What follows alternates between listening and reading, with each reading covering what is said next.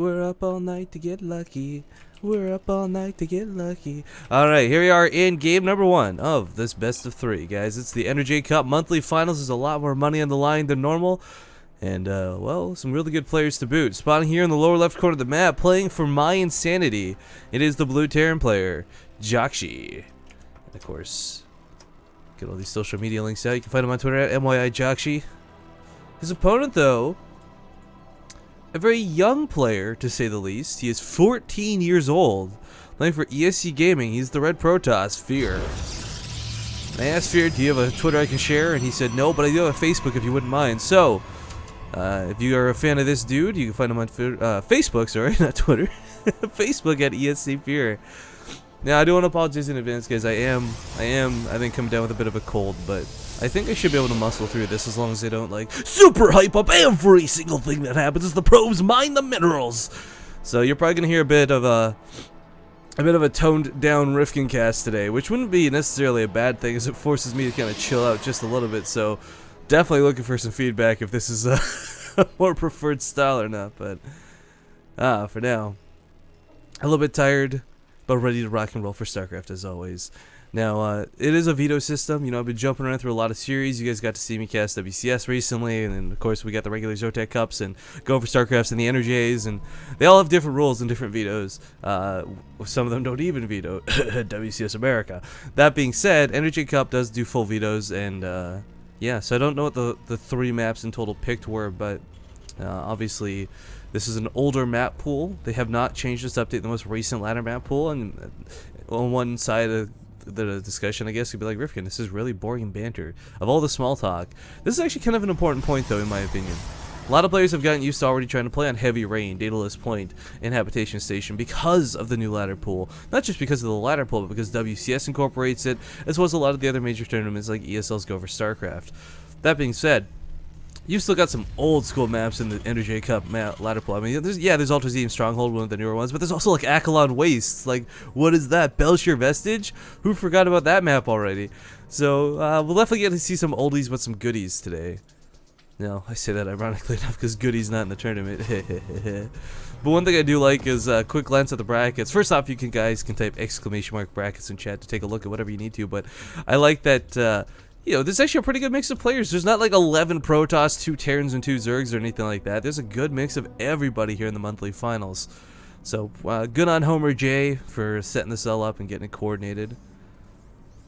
Anyways, JJakji didn't go for CC first by any means, but he does have that early command center coming out, and he is going to be playing a little bit gasless. Now, if you've watched TVP before, you know JJakji likes to do 2 racks into some gas, 1 with the tech lab, 1 with the reactor, but this time we actually see 3 racks just straight up. The gas is so late at this point that it's not possible to go for that sort of 2 racks build. And First blood. Okay, snipes the probe off, but I believe the probe saw 3 racks? No, it saw 2. Okay, so unfortunately for Fear, literally just barely couldn't see this one.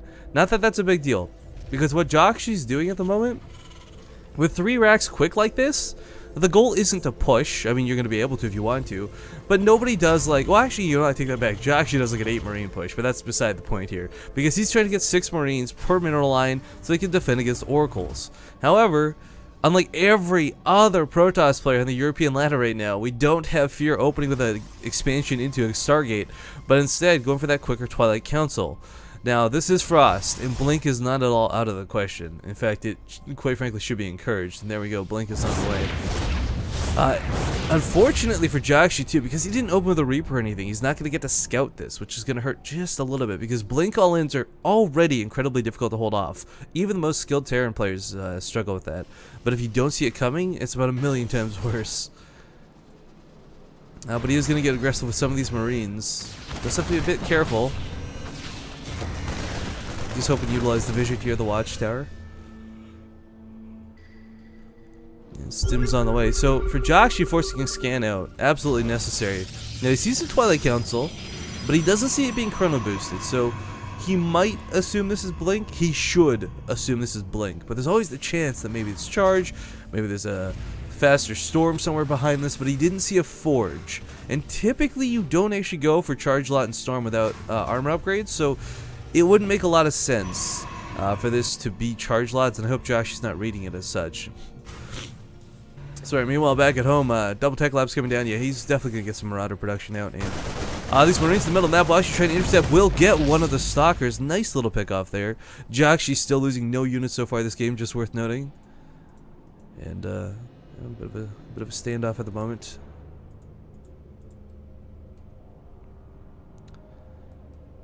And we'll see how Fear manages to pull this off or not. I do like the incorporation of the robotics facility. I think he knows that the mothership core may not cut it as a simple high ground device, so going for the observer as well is going to be quite nice to have. Additional bunkers coming down both on the high ground and the low ground makes a lot of sense. We take a quick look. There's a lot of ways into the base here for Blink to get in on Frost, but the scary thing is this is a Blink timing that has taken far too long. So this is not exactly an all-in coming out of Fear, and I think that's part of why he didn't actually chrono boost this initially. I like the double forge fall up too, so he's going to have Blink as more of a maneuverability. The problem is, though, if you do open Blink like this, it's not really going to work as far as defense goes, because look at this push coming. I mean, yeah, the Photon Overcharge will hold this off initially, but that's kind of the goal of this push, bait out one of the overcharges. And this faster robotics facility is making, Robo Bay is making a lot more sense now with the double forges, so I don't know if he was intentionally planned to just straight up go into Colossus from the get-go, if he was going to go for a Blink all-in and decide not to upon that scan, but beautiful time warp on top of this will secure a couple more kills. Unfortunately, loses a mothership core. That's a lot of gas gone, and with no force field here on the ramp, everything just sims towards the main, and this actually could be it for Young Fear. Force to pull probes. Oh, that Artosis pylon, guys. Double forge is depowered. Overcharge in the main will actually kill, man, the range on that is insane. I mean, you know it's big, but you never realize just how big it is until moments like those, but alright, so not exactly game over, not exactly game ending, but losing the power to both of those forges was rough. And unfortunately for Fear, he's got no secondary overcharge, he's got no new mothership core, he can't simply defend this follow-up push. Blink Stalkers alone won't cut it. There's Marauders here, it takes a very low amount of Marauders to destroy Stalkers. I'm gonna blow my nose, pardon me, one sec guys.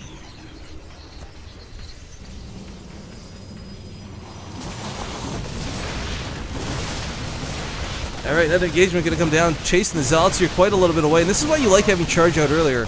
What's happening right now is specifically why you see the metagame sort of shifting towards that charge lot armor composition, but despite the force field, can't quite get that many kills here. A couple Marauders may go down, but so will the Stalkers, and 4 Marauders and 1 Marine are all it's really going to take.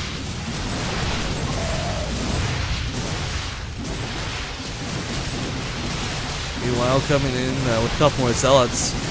Poor Fear trying to do what he can. Here comes that Colossus that just popped, but unfortunately there are Marauders here with high ground vision, so I'm going to struggle to deal with this, to say the least. Looks like it will go down without Thermal Lance. Of course, it's got almost no range attached to it.